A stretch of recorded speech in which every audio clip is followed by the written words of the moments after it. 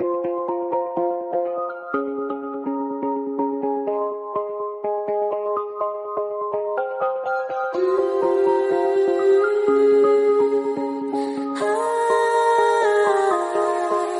ba lô mà đi tìm thật xa về nơi phía cuối con đường, không ngờ ngày mai bao khó khăn ta bước qua dẫu cuộc đời này dần bao la, ngày mai sẽ tốt thôi mà.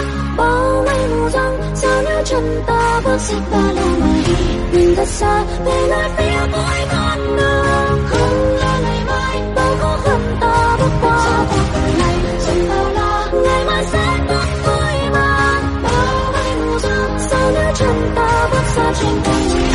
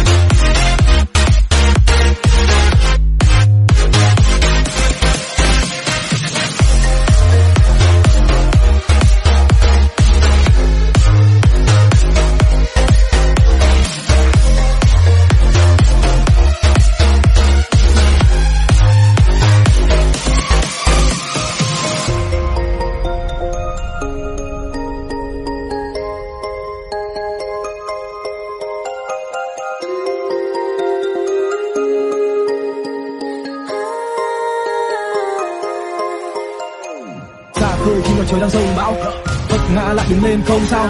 Ước mơ đang xây đắp còn dang dở nên ta vẫn cứ đi vì tuổi trẻ còn đang thở.